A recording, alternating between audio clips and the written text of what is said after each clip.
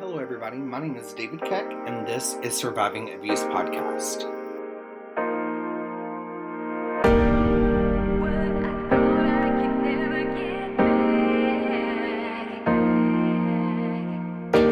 I don't understand why it was me.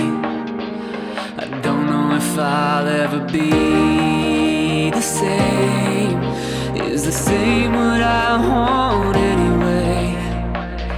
You took what I thought I could never get back. I quit holding on to the anger. I broke down just to begin again. Won't let you win any longer. I'm back. Taking the good, kissing the bad goodbye. Now I'm back, and I'll pray for you. I'm done hurting. Quit holding on to the anger. Won't let you win any longer. And we begin again. Now I'm back, and I'll pray for you. I'm done hurting.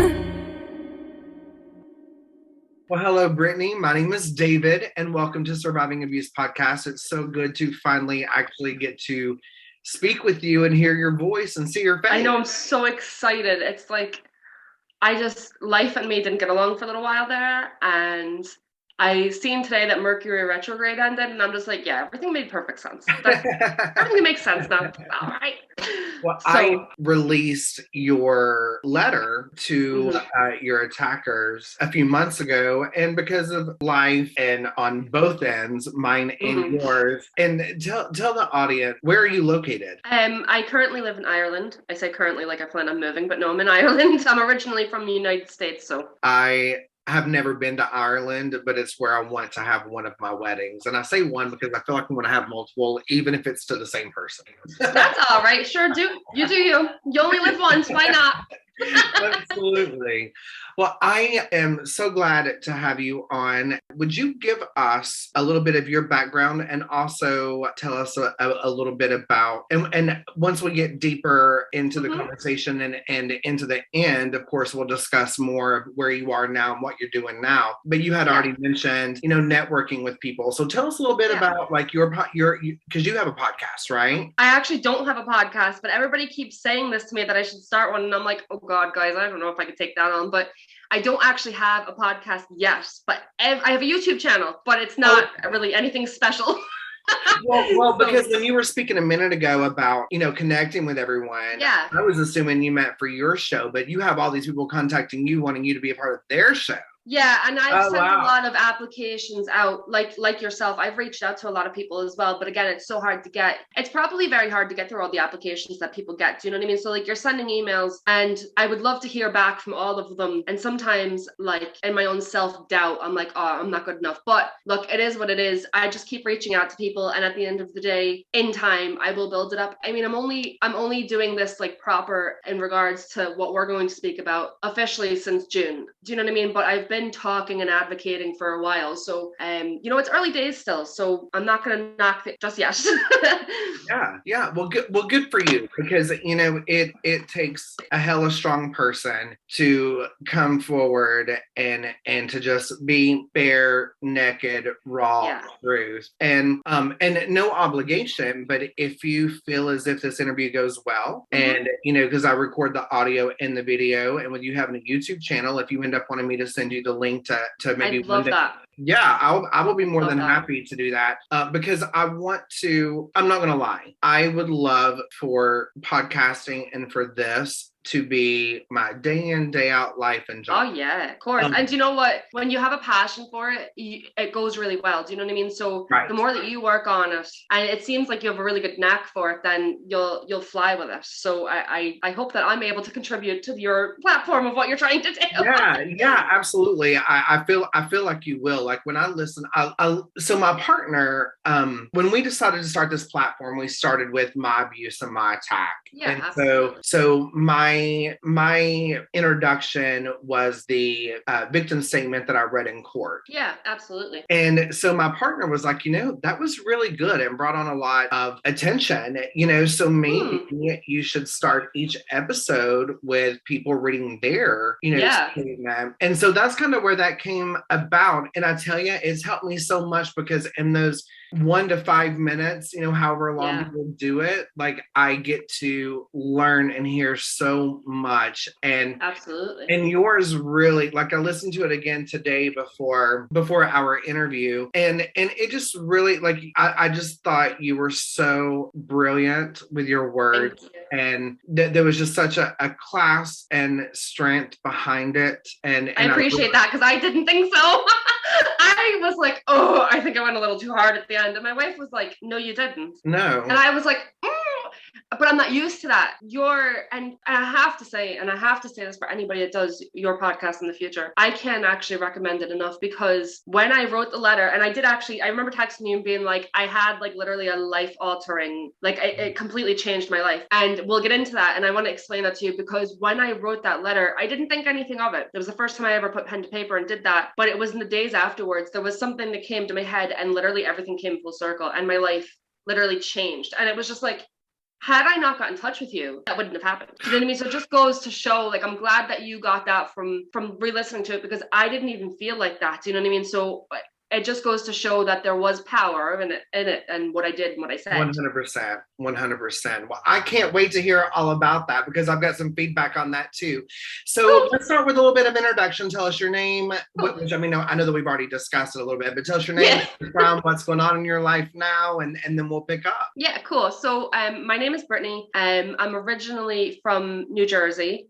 I was born and bred in New Jersey until I was 19, and I moved to Ireland in October of 2010. So last week was actually officially 11 years I'm here. Moved over here to make a better life for myself with my wife now. She wasn't my wife at the time, she was only my fiance, but I moved over here with absolutely nothing. Bar my clothes. That made it sound like I just come over here with nothing, didn't it? But like no family, no friends over here. I literally just had my partner Anya and her family, and that was it. I made the decision. It wasn't an easy decision, but it kind of was at the same time. I am an only child of an alcoholic mother, and my father was and he was an absent father. He wasn't in my upbringing at all. I saw him less than a handful of times, and he was partial to alcohol, drugs, and also jail. He was a frequent flyer of jail. God forgive me, but he was.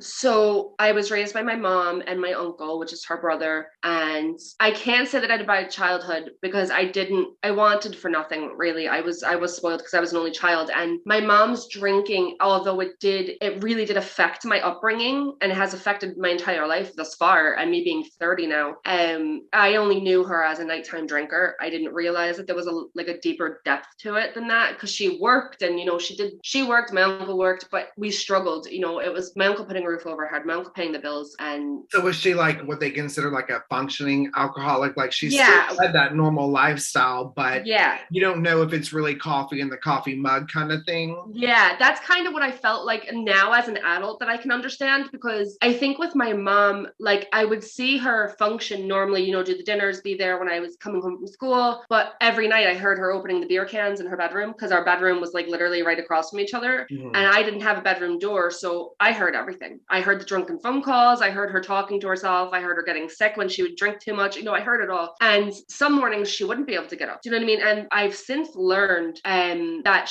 there was a couple of occasions where she actually picked me up from school under the influence. I wouldn't say stone pilotic drunk now, but she was under the influence. So all of that kind of led into me being taken into foster care. Like I said, like I know I kind of just jumped, but it wasn't easy. I was diagnosed with ADHD at the age of 5, and I always felt very different. I always had like anxious, like I don't know what you'd say. I don't even know really what the word is. Like, for example, like I would pick at my skin a lot, and I know now that is to do with anxiety. I pick at the skin around my fingernails, and I've done it since I was no age. And I always had a thing with tucking my hair behind my ears, which I know many people don't think of as something that you would look out for. Or I always walked with my head down. I wouldn't look forward. And I always struggled with stuff like that. And now I know that was probably related to the ADHD and also the anxiety, because it was obviously like the home situation was obviously rubbing off on me. And I was initially and still am paying for my mother and her decisions, and even stuff with my dad, in that regard. I was born into dysfunction, and unfortunately I had no choice in the matter of what would happen in my life. Like, I had to break the cycle, and I did that when I moved over to Ireland. Do you know what I mean? So it was a mess, and people are like, why did you move over to Ireland? And I'm like, how much time do you have? Do you really want to talk about it? Because well, and that's what I was going to ask you, because there are so many people that I've spoke with during this time, and even what I went through, because I still live in the same city as where my attack happened. Oh my God. But in defense of that, I guess, for maybe lack of better words, is I, like everyone else, had a not so normal childhood. Yeah. But I still had a home and a family that loved me, and it was my family, Yeah. And then when I came out of the closet at 18, I was accepted. Yeah. So I didn't know hate existed until I was 34. You know what I mean? And when my attack happened. And so I think what the difference is where my foot or feet was already planted in this home in the city. One person can't come in and take that from me. Absolutely. And but when things start happening to someone, in your case, like as a child, and there's really no stability and no home, I have heard so many people say, I moved state, I moved across the country. You're the first person I've talked with that said I moved a couple countries over. But like, was it because you felt like you had to get as far away as you can? Like, did that shit play a factor, or that's actually a really good question. I don't think I've ever been asked that before. The truth be told, like, my story's so strange. Like, I met Anya online, and when we met online, it wasn't just, oh, here, I'm gonna get on a flight and come over to Ireland. No, it wasn't like that at all. Oh, we were together for about Ireland. Yeah, she's born and bred Irish. Yeah. Oh, wow. So when we met online, we were together for about 8 months before I came over to Ireland for the first time and actually physically met her. So like, I could have been catfished. Which is can we just take that show on podcasts? Yeah, which is a whole nother thing. But no, I wasn't, thank God. But when I set foot in Ireland, it's so strange because, like, you get off the plane, you do your thing, you whatever. When I set foot in the actual town where she was from, which is Dundalk, and that, I knew that was where I was meant to be. And it's so strange. Yeah, it just, there was a whole different, I said to myself, I was like, oh no, this is it. But it wasn't that easy sailing. That was the first time I ever come over to Dundalk was February of 2009. I didn't move over until October 2010. So it was a mess. There'd be no point in me saying it was plain sailing and easy, and because it wasn't. It was far from that. But don't get me wrong, I miss my hometown. I really do. I miss my hometown. I miss Fairlawn. I miss, I miss the food more than I miss anything. That's the fat girl in me speaking. No, honest to God, like, people are like, what do you miss the most? Do you miss your family? I'm like, no, I miss the food. Yeah. That's true. But I don't feel like all that happened to me contributed to me moving, but it tainted the beauty and love that I had, if that makes any sense. Which, I don't get me wrong, I wouldn't move back to America. Anya come back and forth with me for the space of 2 years, and she would have moved over there, but it's a whole different ballgame. Like, Ireland is so different. I made a life for myself here, and I couldn't have stayed in Fairlawn because there is a lot of history. So, like, maybe in a sense, I subconsciously thought, no, I need to get away. Do you know what I mean? Because there was no way I was ever going to make a life for myself where I was and the situation. There's absolutely no way. So I guess subconsciously, yes, but not like, it wasn't ever a thought at the forefront of my mind. Right. So it's a strange one, but I know without a doubt I wouldn't move back. So maybe in a sense that is a reason behind it. Do you know what I mean? Because, don't get me wrong, I would go on holiday. It's 5 years since we were in New Jersey last, but I can go for a holiday. I stay there for too long, and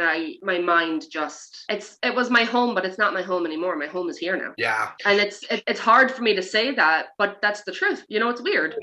Like, I get what you're saying, that it may be hard, but yeah, to me, it seems like it's almost like a double-edged sword, Yeah, because everyone's always going to feel loyalty to where they came from. Mm-hmm. But the life that you have now, yeah, like I've talked to so many people, and where they've experienced like childhood abuse that's led into, abuse into their adult life, their teenage adult life. And to me, it seems like every house is built on sand. One storm, it's gone. Yeah, absolutely. And so what you're speaking to me right now makes me think that had you stayed in the States, every house would have been built on sand. One storm, it's done. But here there's structure, there's a foundation. Yeah, absolutely. And that's actually a wonderful way to describe it, because there was no stability. And in order to have foundation, you need stability. Do you know what I mean? Well, I'm not going to take credit for that. I love country music.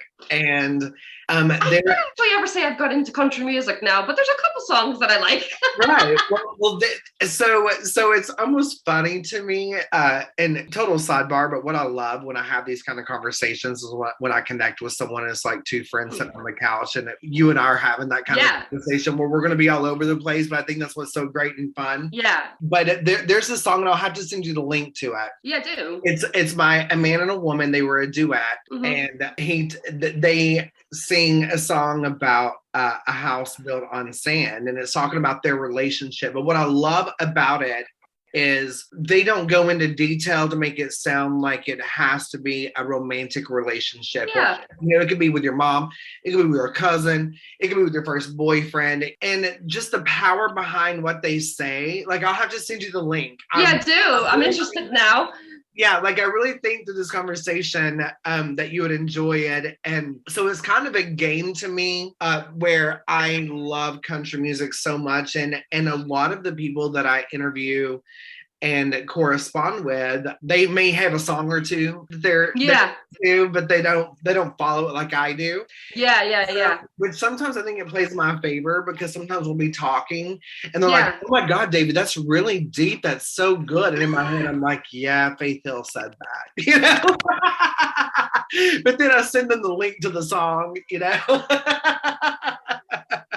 Like, I'm not that slick. I didn't say that. But I could edit all that stuff out and make it sound like I'm genius. But so I know that we've jumped around a little bit, but your attacks, because there's multiple. There are multiple. They started, how old were you? So my first attack. Now, here's the thing. I may as well iron this out a little bit. There were attacks in between the attacks that are public knowledge that nobody ever knew about. And I only actually released information about them in my autobiography. So when I'm in the letter that everybody would have listened to, it is also kind of tied into them, but without me. It's directed at the three main, but it's also slyly directed, is that even a word? Directed at the other ones that nobody knows about. My mom didn't even know about them, and saying that, my mom probably won't even read my book, so she may never know, but it is what it is. But the first one that would be the most prominent would be the rape, which is when I was 13. But there was an incident before that, but I have, because of the trauma and everything, my timelines are a little messed up. So it's in between there. Do you know what I mean? It's in around that age anyway. It's between 12 and 13. But the one that's most prominent that I know I can remember and is significant is the rape at 13. Well, start where you feel comfortable. Yeah. And tell us how and when and where and whatever you feel comfortable with. Oh yeah, no, I'm an open book at this rate. It's okay. Me too. Same here. Yeah. I did an interview with a Baptist preacher last week that actually supports homosexuality. His church. Love it. They've actually done their research, and they know that the Bible does not say bad things. It doesn't.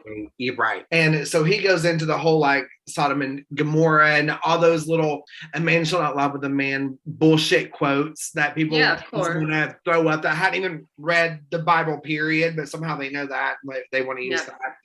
So it was very interesting. But I told him, I was not lucky enough my story was very public before I left the hospital. So people were making assumptions and writing my story for me. Of course. So when I became sound in mind and was able to, my story became damage control. Oh yeah. Instead of it coming from the horse's mouth, it was you having to chase your own story then. Right. And so that's how I became that open book. Yeah, absolutely. So I love and respect and appreciate the fact that you say too, and you can maybe even relate to me because you had mentioned that some of your stuff was public. Of course. Can we just take it back for a minute? Let's strip it down. You want to call a spade a spade. People want to talk about homosexuality. They want to talk about girls being raped and victim shaming. But the same, for an example, and I have nothing to do with religion, so anybody that listens to this, I wasn't brought up religious. I don't understand. Nothing. But last time I checked, there's a lot of brokenness within the church as well. So I don't know what everybody's talking about in regards to the church and homosexuality. The victim shaming and rape. Half of these,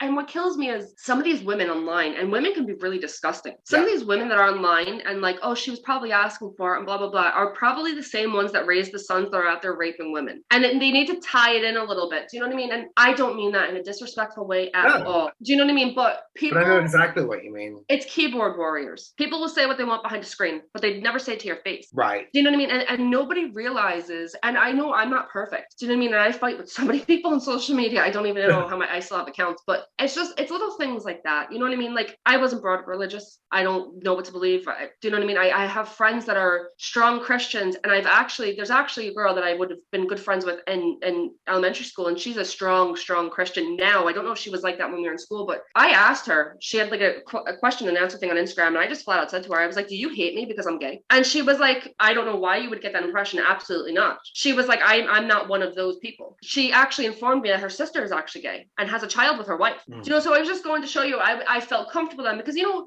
I've dealt with people that I went to school with that pretended not to know me because I was gay. Like, hold on a minute, I'm pretty sure we're on the class photo together and that we used to be friends, but like, okay, let's play that game. Do you know what I mean? So it just goes to show you what shaming, society is really fucked up these days. And social media, I'm not joking with you, before social media, I mean, it wasn't great, but social media has played such a massive part in so many things, you know, and just like you said, like, before you ever went out of hospital, there was a story about you. It carries in the wind. It literally goes like a fart in the wind. And that's just the way it is. Do you know what I mean? You can't. So let me ask you, I know that people are born gay or straight. Mm-hmm. I believe that sometimes it takes something, because the moment that you're born, you see a man and a woman, you know, you're taught from the moment you're born as man and woman. Yeah. Sometimes it takes people longer than others.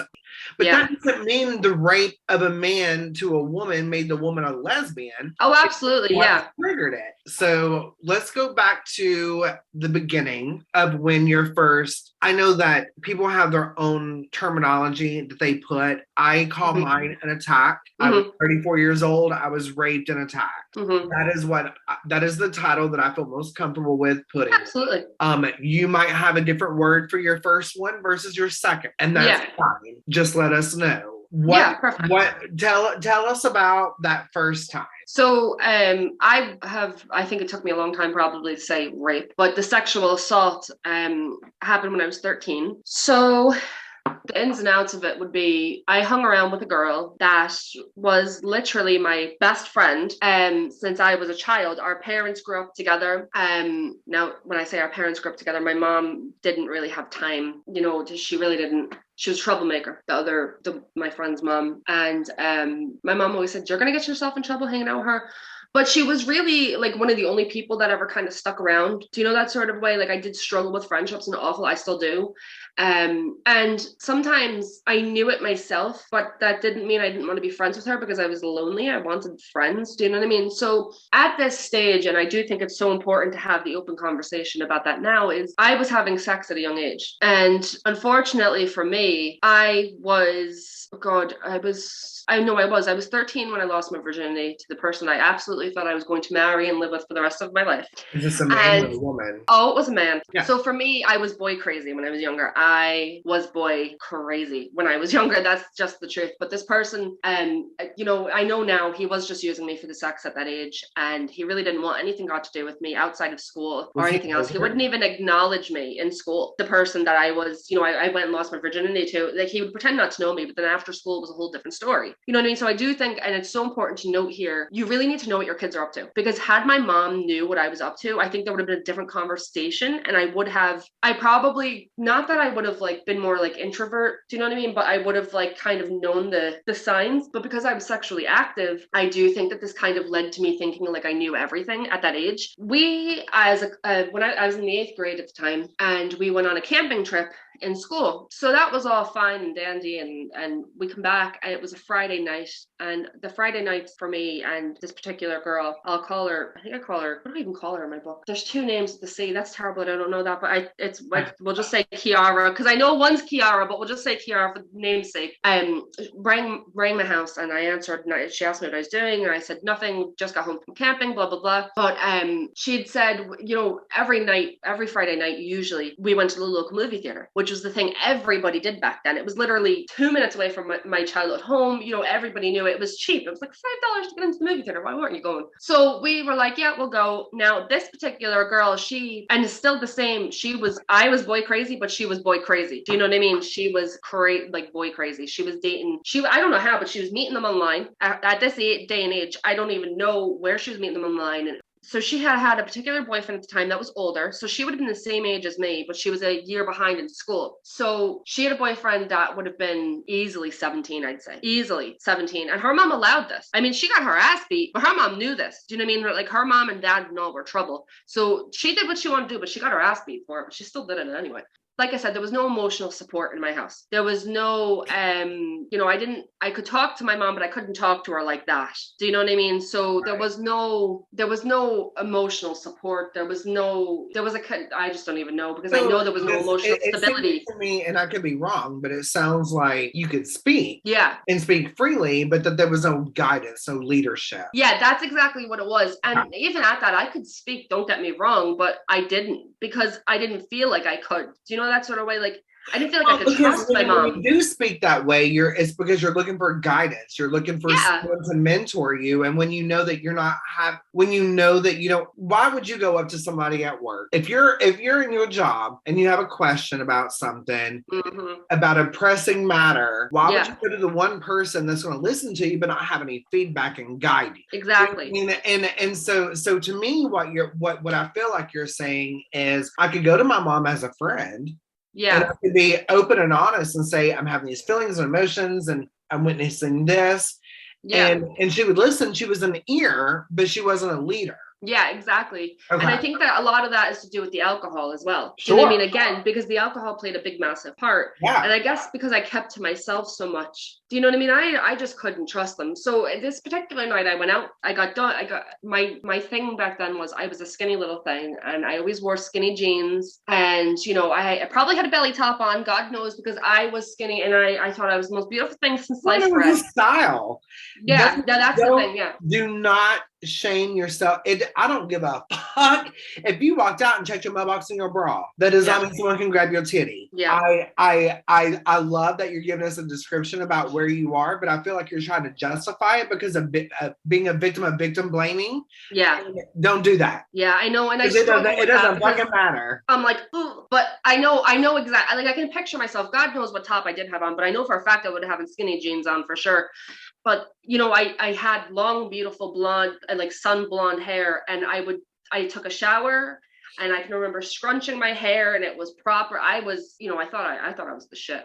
But no, I freshly had my belly button pierced. I thought I was the shit. Don't get me wrong. I thought I was cute. And I was cute, because I ain't cute now. That's well, and anyway. Good for you for thinking that. Yeah, do you know what? That's just, I thought I was the business. I had a nice butt, and that was just it. I was like, okay, I'm cute. And my mom always said, she's like, you had no chest, but you always had a butt. And I'm like, okay, mom. All right, mom, thanks. All right, mom.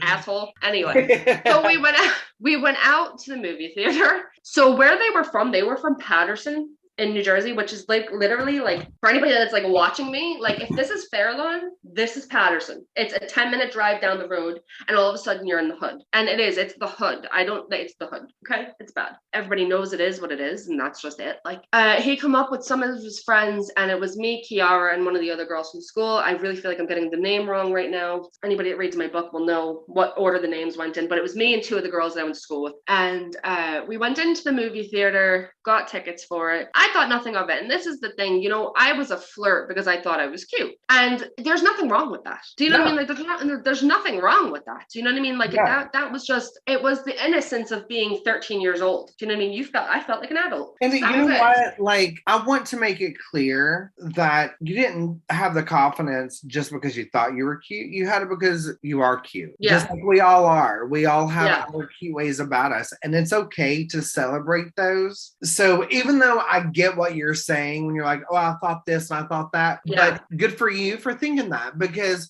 the ones that are committing suicide and the ones that are hurting themselves are the ones that don't have that moment of thinking that today I'm cute. So good for you. No, that's absolutely, you know, I feel bad saying that, but I know now I didn't have, this is the weird thing, I had no self-confidence. I had nothing like that, but yet and all, you know, the way I dressed and all, I was confident in some sense. Do you know what I mean? So I knew some sense of what it was without going on too much about it, because I know I just keep going on. I'm sorry, but we were in the movie theater and we wound up getting fed up of the movie that was on, and they kept pestering me over the friends that he had brought. She was sitting with her boyfriend, and the other girl that was with us was quiet like a mouse, but I think she was trouble maybe when I wasn't around. She probably thought I was one of those ones that go back and tell her mom everything, but I wasn't. They kept on to me about kissing one of his friends, and I was like, I was fiercely loyal to the boy that I was in love with at the time, and I was like, no, blah blah blah, but we had been fighting at the time.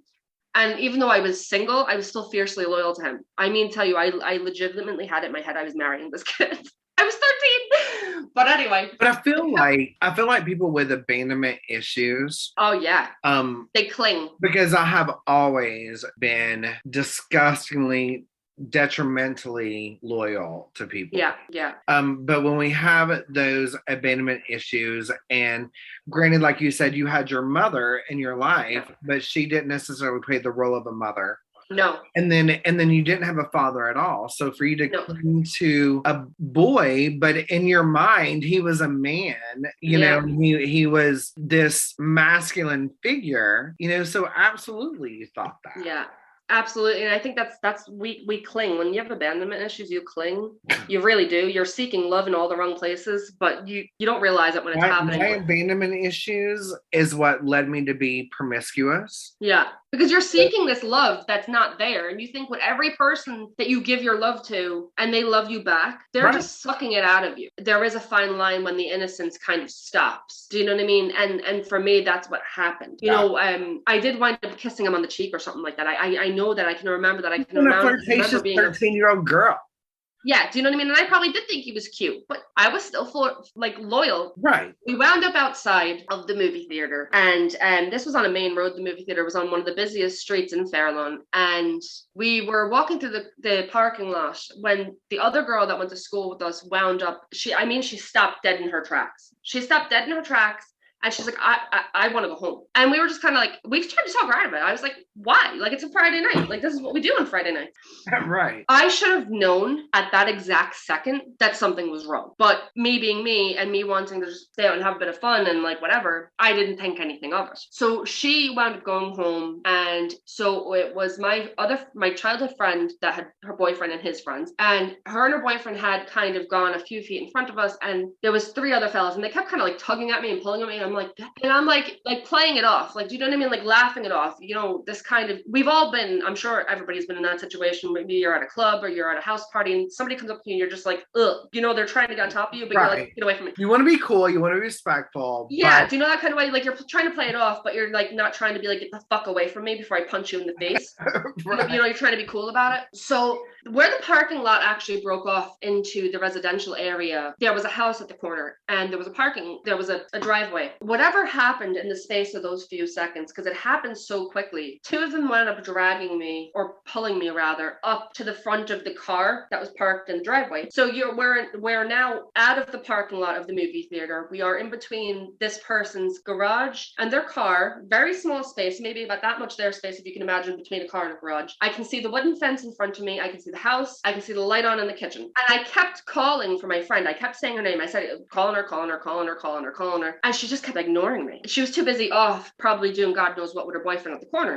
I don't know. You know, so they started to like tug at my clothes, and I'm like, you know, I was saying like, I'm not into this, like whatever, like I'm not, you know, and they were like, oh no, we just want to see what you have. And we were told that you would be up for fun and all this here. And, you know, I can remember those words. I know that they said that, which means I know that she told her boyfriend that he told his friends, oh, well, I've got this girl and she'll do anything. Because again, I was the easy target. I was the one who would do anything. Do you know what I mean? So it's a blur now, you know, and I recount over everything in my autobiography, because when I was going through the motions, I can remember things. I can still feel the jeans at my ankles. I can still see the light on in the house. I can still, if I'm not mistaken, it was a red garage. Do you know what I mean? I can still see all of that. So I know that this happened. I'm not stupid. Do you know what I mean? You know, they took advantage of me. Next thing, my clothes were down around my ankles, and I was literally being forced to do sexual acts that I had never done at 13 years old. There was two of them at me, and there was a third guy, and I don't know if he ever, and this sounds terrible, but I don't mean it like this. I don't know if he ever like got his turn. I don't mean it like, I just, you know what I mean? I don't know if they ever changed whatever, but he was like essentially like a lookout. And I can remember that as well. And I can remember saying like, no,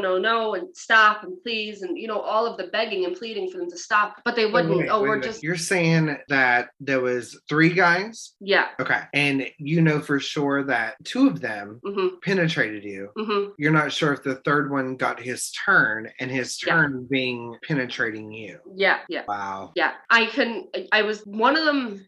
No, the 2 ones. Now, I don't want to sound unsure in my story, but it's actually so long since I've actually gone into detail about it. The 2 that were mainly at the attack, one was in front of me. I was being forced to perform oral sex on him. And I can safely say I didn't know what I was doing. It was my first time doing that. And, you know, I can remember absolutely hating it. Do you know what I mean? And you're being forced to do something that... Yeah, and it was disgusting. It was disgusting. Sure. And then we had the other one behind me doing what he wanted. You know, and there was definitely a third guy there, but with me begging and pleading, and also what I was trying to do was I was trying to pretend like it wasn't happening. And I think for me, being that age, I wasn't trying to get killed, because these were the type that probably did. Yeah, these were also probably the type that ran around in a gang. But if I had to put money on it. And one thing that I want to say to you as one victim / survivor to another, it doesn't matter if 2 of them were inside of any part of you. Yeah. Or if there was 3, or if there was just 2 and one was lookout, they were all involved. Yeah. And that's the thing that people, you know, I've often said, oh, well, maybe the third one didn't, because I can't. It doesn't fucking matter. I remember people switching, and I know that it happened, but I just can't remember what way it happened. But it doesn't matter. I don't know if that happened to you. For me, I've tried to make myself remember, and I'm like, I can't, and I really don't want to be honest with you. It happened, whether it was 2 or 3 of them. The third one, whether he did or didn't, he had a part of it because he was a lookout. I know the way I'm describing it, it probably sounds like it was a very long period of time, but I assure you it was not. It was a very short period of time that literally felt like centuries. You know, during this time, I know that I was still calling out for my friend when I could.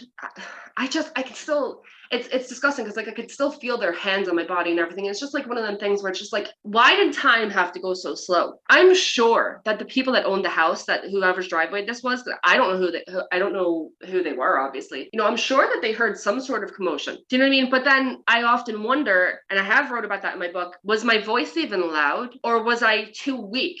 Do you know what I mean? And maybe I thought I was screaming, but I wasn't. But have you ever considered the thought of maybe they've heard it before, and maybe this is a common thing that happens to them? Yeah, that's, you know what, and that's, I wouldn't have thought of that, but that's very true. It's a disgusting fucking thought, because of course you want to think I'm the only one this has happened to, because surely no one has ever experienced this before. And I'll be damned if anyone's ever going to experience it again. This is where it starts and ends, because you're that kind of person. But in all reality, do they know how to tone it out? Do they know how to turn the volume up on the radio, because they've heard those screams before? they know what Friday nights bring. And that's actually, it's insane that you even said that, because that's such a good point. Do you know what I mean? And Fairlawn is such a, it's not a snobby town, I'm not going to say that, but it's full of people that are, there's a lot of well-off people. Do you know what I mean? So, it's a very good point, because it wouldn't surprise me if they were just like, oh, that's probably just kids messing. Do you know what I mean? But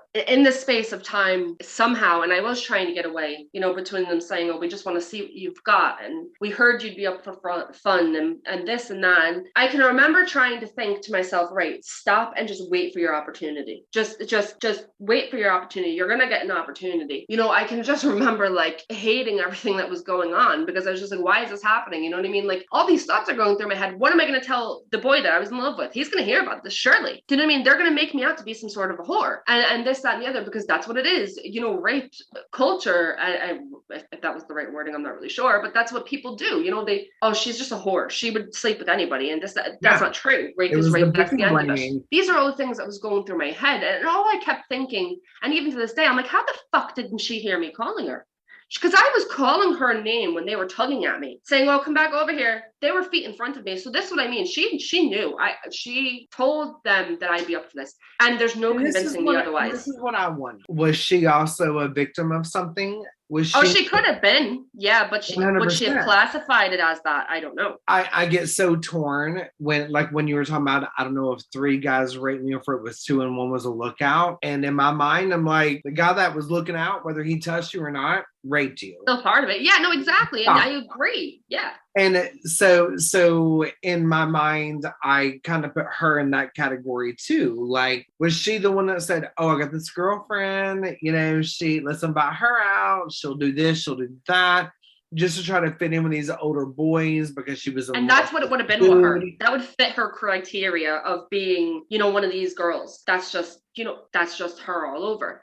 So at some point, I got my opportunity to get away. And that I will never remember. I can remember there being a break in whatever was happening. And I literally, I don't know if one of them still had a grip of me or what, but I can just remember standing up, pulling my jeans up, and I ran. And I mean to tell you, I don't even know how I ran and got away without one of them catching me, because I'm pretty sure that I went around the right-hand side of the car, which is where I'm pretty sure the third guy was. Do you know what I mean? So unless he was on the left side, but I got away and went and ran, and I can still remember, I'm trying to like fix myself, pull my jeans up, and I don't even know if I tried to button them, but I'm running. I can still remember my hair because I had it so tightly scrunched with Garnier Fructis gel.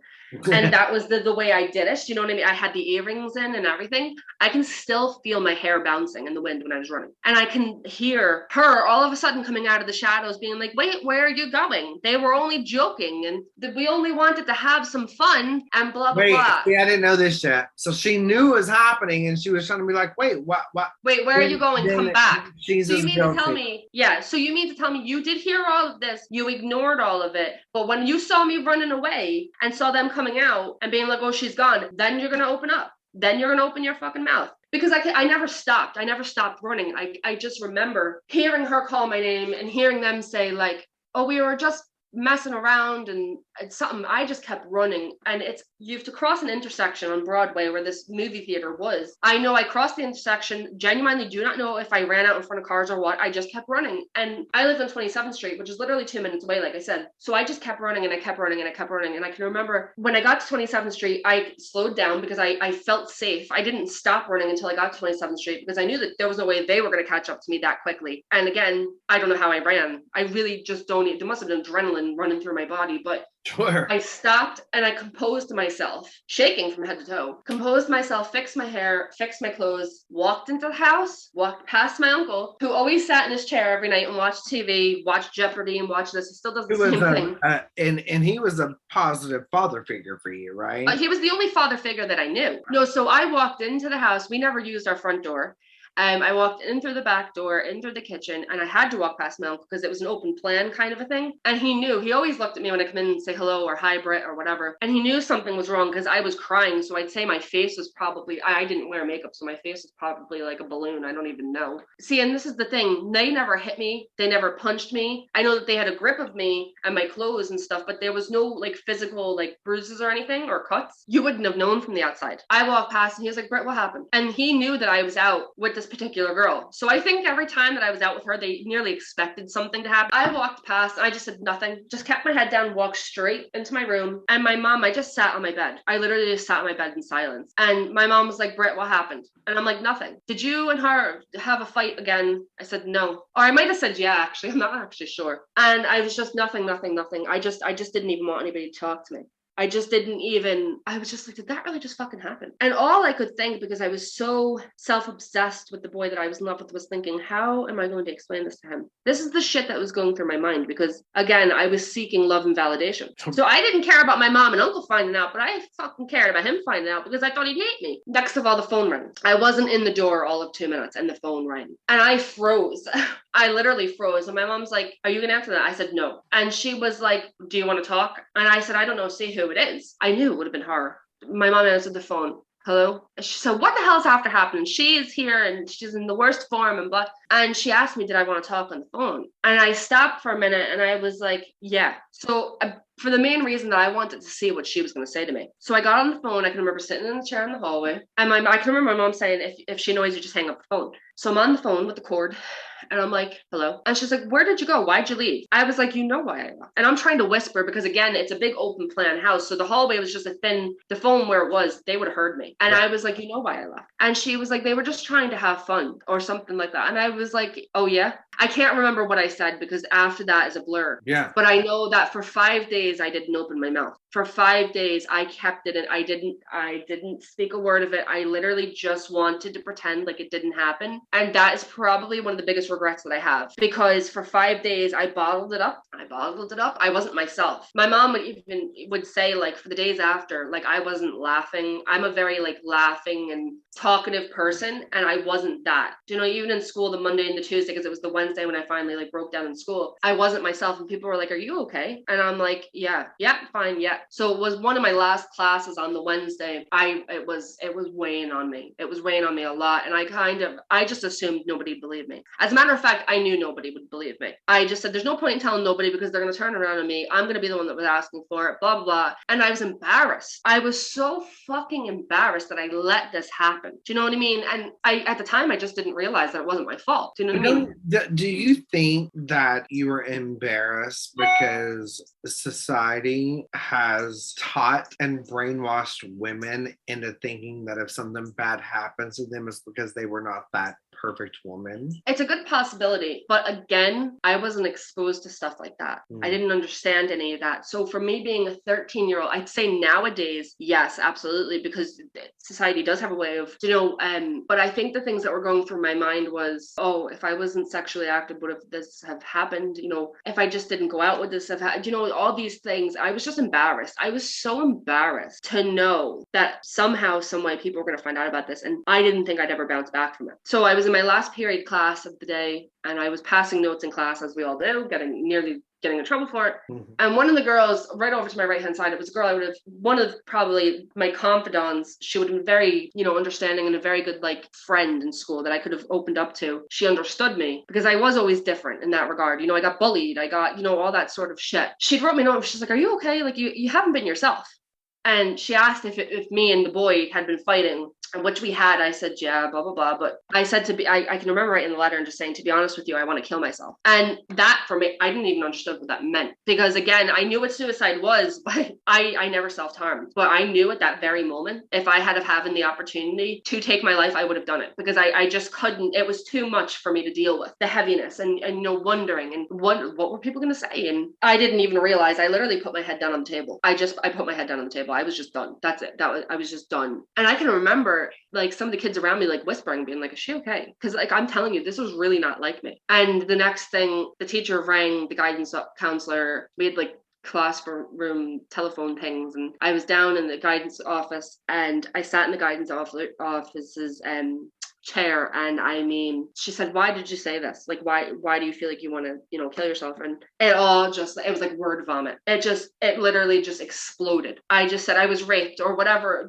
I can't actually remember the exact words that I said, but I can remember her looking at me, and I think I shocked her with all that came out of my mouth in one go. And it was literally like a matter of seconds. The police were there, and my mom was running down the hall, and I can still remember hearing my mom running down the hall crying, saying, I can't believe this happened, all this. But But I can remember sitting in the guidance counselor's office, recounting all of these things and just wanting it to disappear, and hearing the bell go off at 2:51. That's when we got out of school, and thinking, I have to get up to the lockers to tell the boy that I was in love with, because he's going to hear from somebody else and he's going to hate me. And I just knew at that very moment that the girl, my friend, was going to have a different story and a different side of things. And I knew that was really when my battle started. I knew that I had just that profound night that had literally changed my entire existence. That was the 7th of May, 2005. I was 3 weeks away from turning 14. That was literally the whole day that my life changed.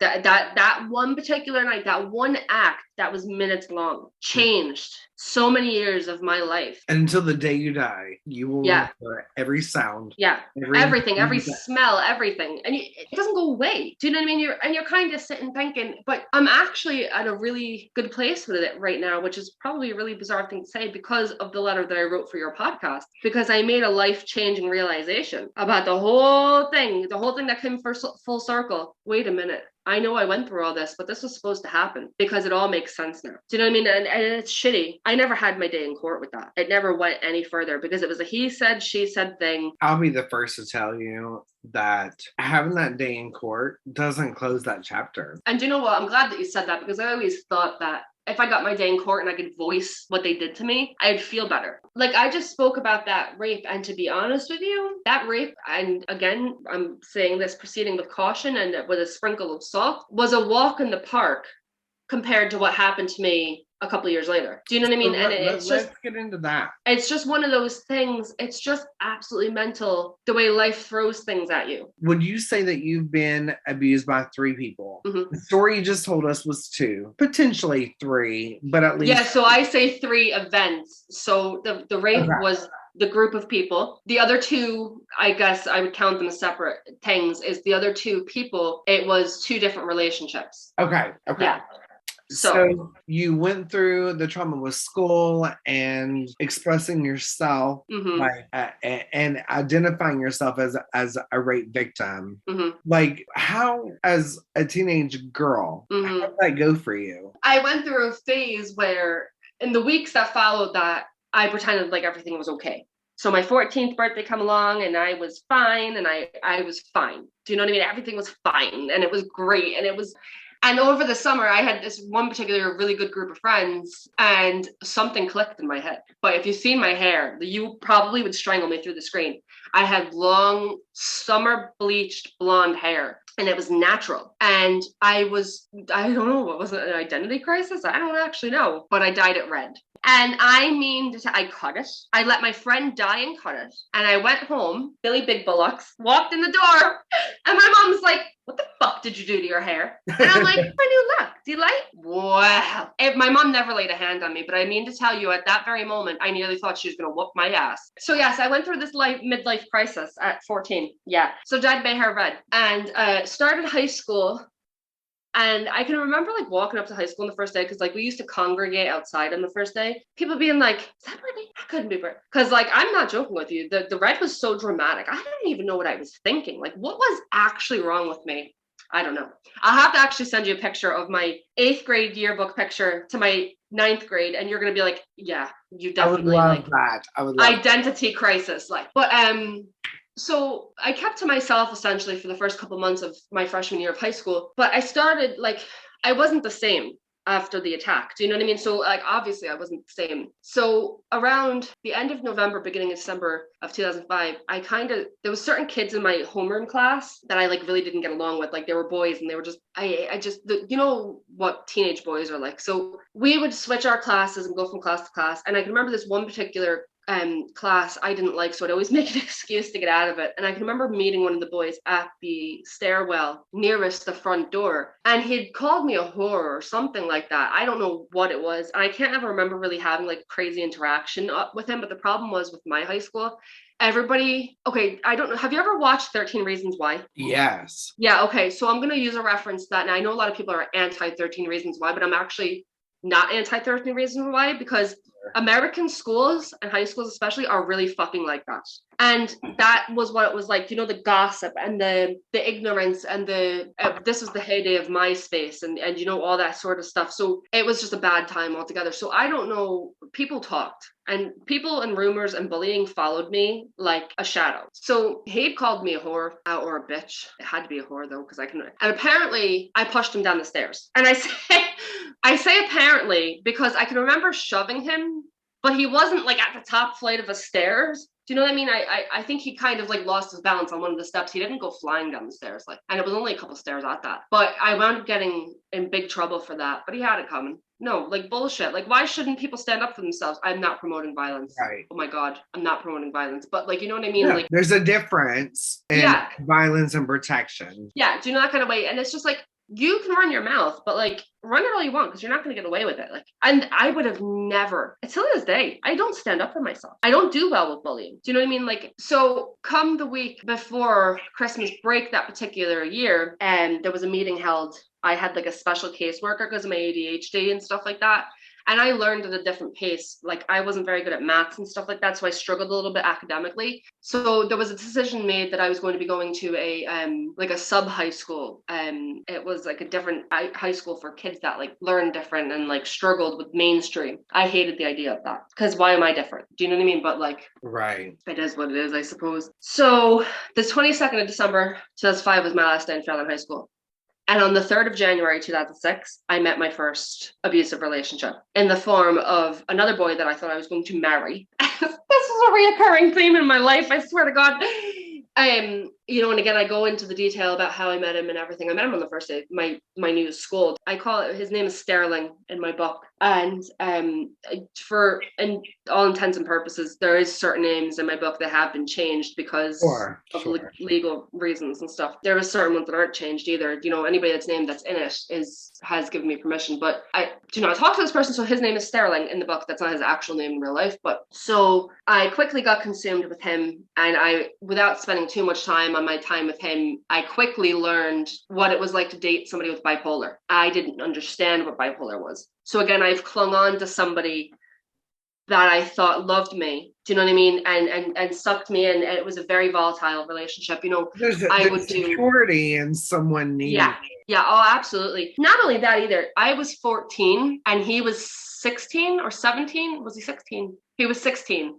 So again, I thought I was the bee's knees because I was dating somebody a little bit older. He had a job. You know, I went to his job to hang out with him and his friends who were all older. You know, so again, my mom kind of did warn me. She was like, you know, Brittany, and you think again, because of what had happened a few months prior, that I would have been a different person, but I wasn't. Again, I thought I knew everything. And I was very open at that age. So like everybody knew that I didn't have a dad around. Everybody knew that, you know, that I do think I openly told people, like, well, him in particular, that I would have been raped. And I had fallen out with the girl, you know, that was involved in that and all. So dating somebody bipolar at that age, I had no idea what the fuck I was doing. You know, he was hitting me in my house. You know, it was volatile. It was my first abusive relationship, but it wasn't very, very abusive, but it was still abusive. I later learned what true abuse in a relationship was, but you know, he drank, he did drugs, you know, this was 2006, you know what I mean? So kids are still at that now, but you know, they would close the workplace down to smoke weed in the basement and Quiznos and you know, all this sort of stuff. So I thought it was so cool, but I didn't drink and I did not smoke. I was completely anti-drinking and smoking at that age. I wanted no part of it because I saw what it had done in my home. Do you know what I mean? Being in foster care. And so I kind of always set boundary for myself that I would never do that sort of stuff. So we became obsessed with each other. And this is even throughout the abuse, you know, he had a hold on me. You know, he would fight with me. I can remember one particular time and it's so important to note the red flags when you're in a relationship. If somebody brings these red flags up to you, I know when you're in the relationship, you're like, oh, no. But you really need to like kind of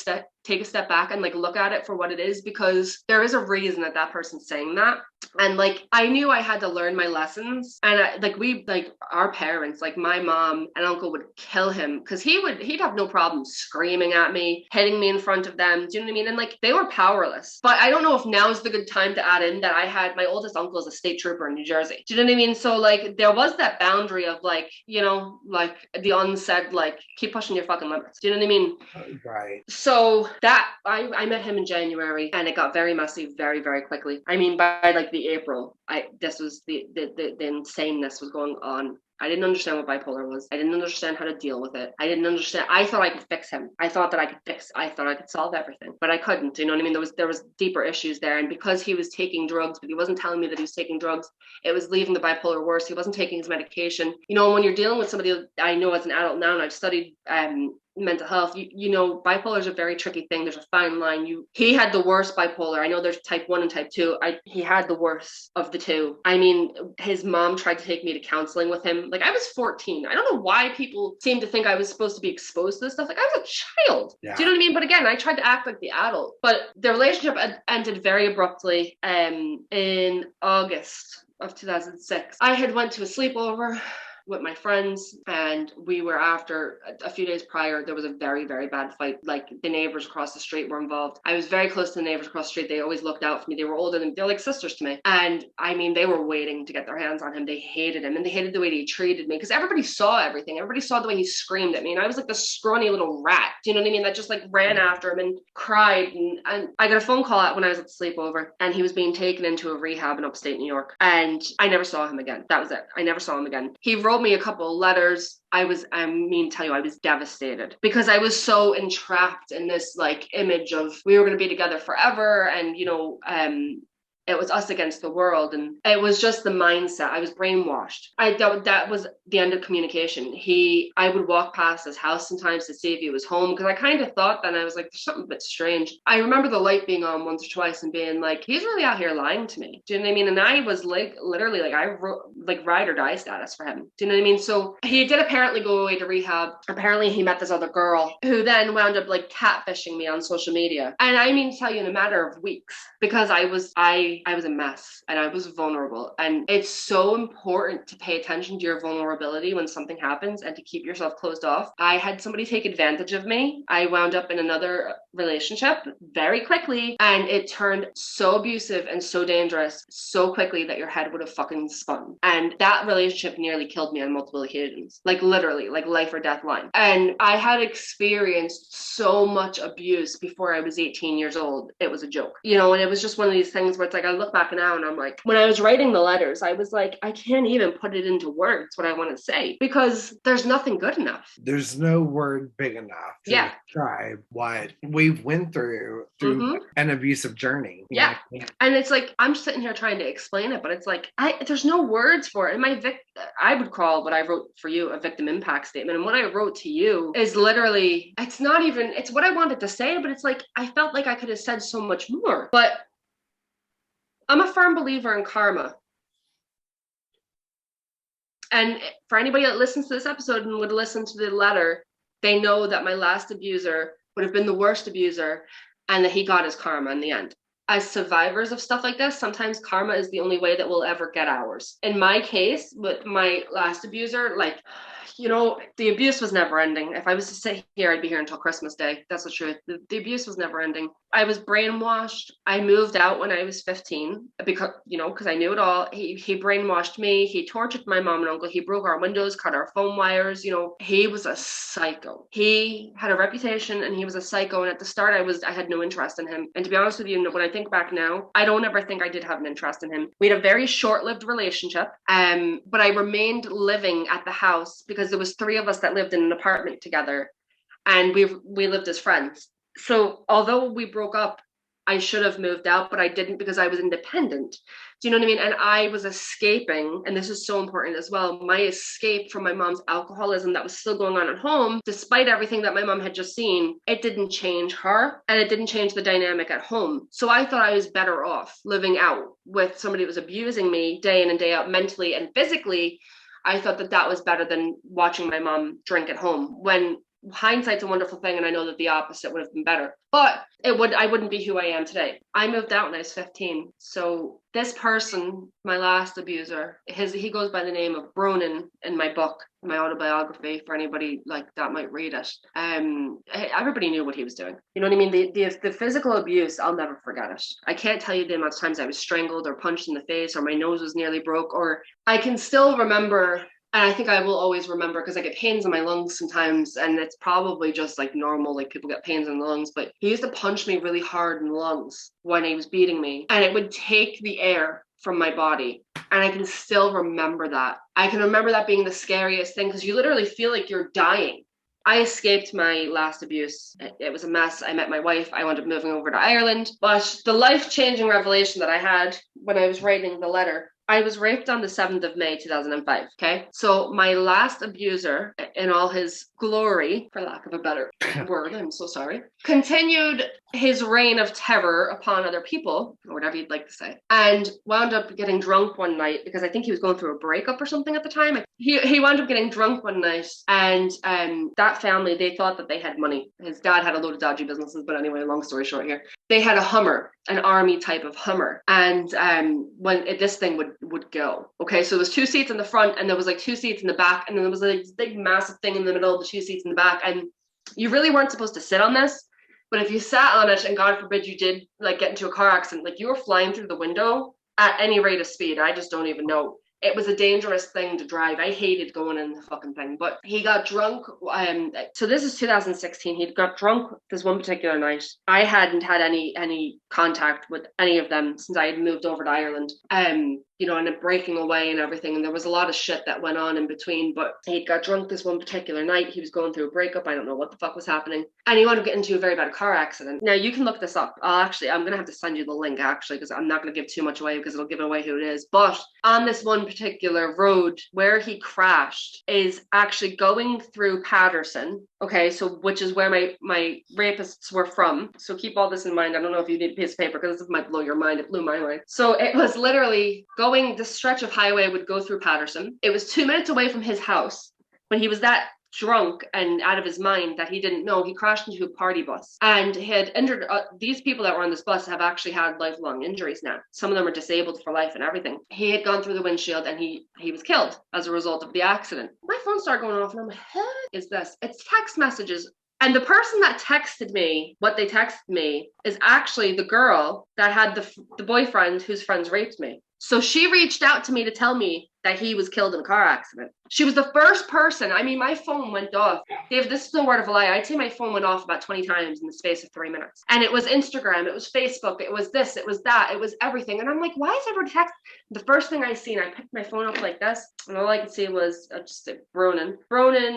Did you hear about Bronin? Or Bronin was killed in a car accident. I literally started to shake. I was like, what? It took me. I started to cry. I didn't cry out of sadness, but it was a big shock. Do you know what I mean? And I straight up, she sent me the link to Google, and I went on Google. I called my mom screaming, because I had always said, I was like, one day I hope he fucking dies. I hate him, blah, blah, blah. And, you know, I expressed that in the letter and even in my book, you know, to have got that text message, I was like, whoa. What's weird about the whole situation, me and Anya had, for the first time, it was 4 years in 2016 since we had been to New Jersey, and we were planning a big trip back. We were due to go to New Jersey about 8 weeks later, or 8 to 12 weeks later. So we were going to New Jersey in the August. And one of the biggest fears we always had was running into him, because I would drain. I knew he couldn't hurt me still, but I would drain. Much like yourself, if you run into the person that abused you, you're just like, oh. So he was killed on the 7th of May, 2016. So my sexual assault happened on the 6th of May, 2005, which was a Friday. So my last abuser, that was the first time I was ever assaulted. Okay. So you're talking however many years later, from 2005 to 2016, not good at maths on the spot, but whatever, that space of years, all this trauma had happened. So the night of, because I'm one of these, I don't classify a full day until I wake up the next day. So he went out drinking on the 6th of May, which was a Friday in 2016. Okay, so here we are, Friday the 6th of May 2005. Friday the 6th of May 2016, and this car crash happened during the night on the 6th of May going into the 7th of May, and he was killed on that night. So it came full circle. All of my abuse, my trauma, my experiences, everything, and I didn't realize this until I wrote the letter for you. It all came full circle. And the minute I realized that karma on that very day took everything, because I physically felt a weight lift off my shoulders that day that I got that phone call about him. That was that releasing from my body. It's no coincidence, and I've just even realized there looking at the calendar, the 6th of May in 2005 was a Friday. The 6th of May in 2016 was a Friday. Wow. And that was the night that he was killed. So I'm a firm believer that unfortunately I went through this. I went through sexual assault. I went through 2 abusive relationships. I went through this. I went through that. I went through the ups and downs. And because it's no coincidence, it was the same day and the same, do you know what I mean? The same month. Right. Of all times for him to die, because he was the one person that was holding me back. If you found out that your abuser died tomorrow, you would feel a weight lift off your shoulders. And I can say that. I know that you would. It's just my life changed that night that I was standing here where I am now writing the letter for you and realizing, because I had never ever thought of that before. It was only when I was writing it down. And that just goes to show you the power. You and I discussed on, through emails, and I told you that what I like to do is open up the show with a letter to your attacker. So I think initially, when I saw the message, I do my podcast a bit differently, I was like, I took me back for a minute because I was like, I've been on podcasts. I haven't been on many of them, but I've not come across one yet that does the approach like you do. And when I think that put me in a place that I was like, wow, I didn't really know how to feel about it at first because I was a bit worried that it was going to take me down a bit of a depressive path. I was going to have to relive everything. But I think I struggled. I had a few messy notes and I was like, God, I can't do it. And there was one of the days I kept saying to myself, no, I have to finish it. And I actually have sitting right here, abuser letter on a podcast, on a postcard, because this was a reminder from those few weeks that I had to do it. So we were sitting here one day and it was one of the last nice days in the summer. And I says to Anya, we live in this very small village and there's a castle across the street and they have beautiful gardens. And I said, I think I might ring and see if I can go sit at the gardens and write my letter. And sure enough, they were very good. They let me on the property. I spent about an hour and a half and I got the whole letter wrote. And it was me sitting, I had to just kind of sit and release myself. Do you know what I mean?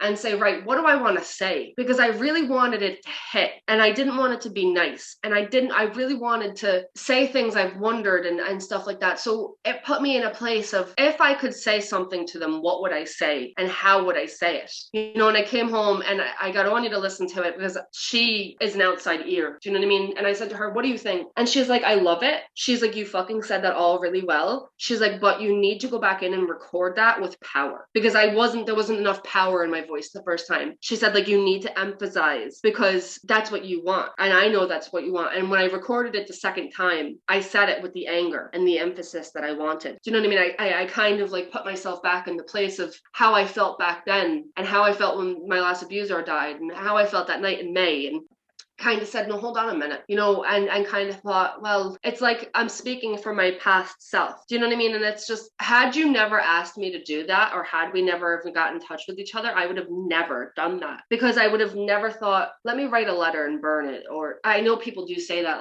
the only time I've ever done that is writing to my father because he's passed away, but I would have never done that. And I would have never made the realization about the full circle of karma and how, although it'd be really shitty, all the stuff that I went through, about how it all ended on the night of the 6th of May, 2016. Do you know what I mean? So it changed my life. Writing, and do you know what I mean? Writing a victim impact statement's one thing.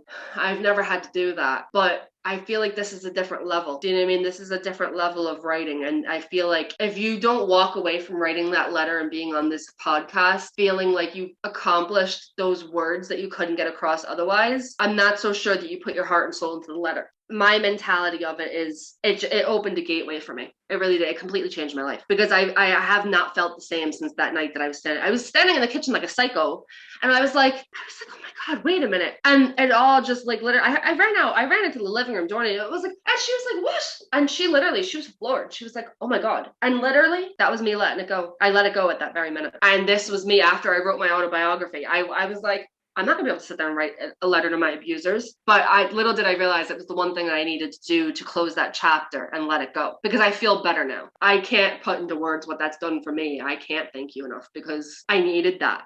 That makes me so happy. All I want is to help people. And I appreciate that, because I never feel good enough. But I think I know that it's worthy of being heard now. This podcast is not to expose ugly and bad people. Yeah, absolutely. It's to expose the strength that we have and the impact that we have on others and what it can do to help and even hurt others. Absolutely. I love that you trust me in this platform enough to open up the way that you have. And I actually recently posted, and it's a lady, it's a women only thing, and I reached out because I'm trying to advocate for my book, because my book has just kind of halted, and I'm like, no, more people need to hear about this. You know what I mean? I didn't write this for it to go nowhere. So I reached out and I said, if there's anybody who's gone through, this, I'd love to be pen pals with you. I'd love to advocate, and again, strength in numbers, them to hear about my story, me to hear about theirs. I want to represent you and promote you. And I appreciate that. Thank you. Well, and as you progress into whatever path your journey takes you, please let me walk that path with you. I appreciate that. And you're more than welcome to walk it with me. And whenever you want me to come to Ireland and visit, I am ready. Because I love Ireland. So whenever you want company. Are you in Knoxville, Tennessee? Yeah. Oh, I hate you. Why? Because I'd love to go to Tennessee. I would love to go to Tennessee. Me and Anya keep wanting to take a road trip, like from one part of America to the other. Oh, if you ever come to Tennessee, I'm like a $10 Uber ride from all the fun little bars. I'm here for it. So whenever you want to come to Knoxville, you have a nice home. Thanks. And a $10 Uber ride that's all free to you. I will pay the $10 Uber ride. I will give you that. I'm coming to Tennessee. Same. I am obsessed with you. The next time that we do an episode together, you're going to see a shirt that says "I heart Brittany," and you're gonna my god, I'd be obsessed. Wonder, you're like, is that a Britney Spears t-shirt? No, it's not. It's a You Brittany t-shirt. Please stop, because you know what? My wife is a graphic designer, and I should go downstairs and say, I need you to make a t-shirt. I am a medium, and send it to me with the bookmarks. You're a medium? Yeah. Are you fucking really? Swear to God. Yeah. Like American medium. Is that the same as, because I know when I buy clothes in other countries, the sizes are different, but no, I'm a medium. Oh my God, wait, you said medium. Oh, oh my God, you thought like a sidekick, like I was talking to dead people? I am deceased. I need to go, because I just thought, I was like, are you really? I was wondering, I was like, why is she so shocked? Do I look big on the camera? And so when I tell you is that there are a lot of things I've edited out, but then I have little clips of for like when I do the 100th episode and do little bloopers. Yeah. This is going to be that. Well, yeah, I'm here for it. I'm a medium. Brittany, I'm obsessed with you. Okay. Well, I'm going to get her to make a t-shirt that says I'm obsessed with Brittany. That's grand. I can't wait for that. And send it to me with the bookmarks. I will. So send me any link or any information that I can put with this profile so people can be in touch with you and follow you and all those things. And let's be in touch and let Anna know that I love her and that I need her to be a guest with you. I will. I'm obsessed with you. I love you. Thank you for spending this time with me. Stay in touch. Let's talk again soon, because I know there's more to this story and I want to hear every bit of it. Yeah, perfect. No problem. I'll text you everything over the next couple of days anyway. And if you have any questions, sure, ask me. Perfect. You're stuck with me now, Brittany. That's all right. I'm okay with that. All right. I'll see you soon. Have a nice night. Bye. Bye.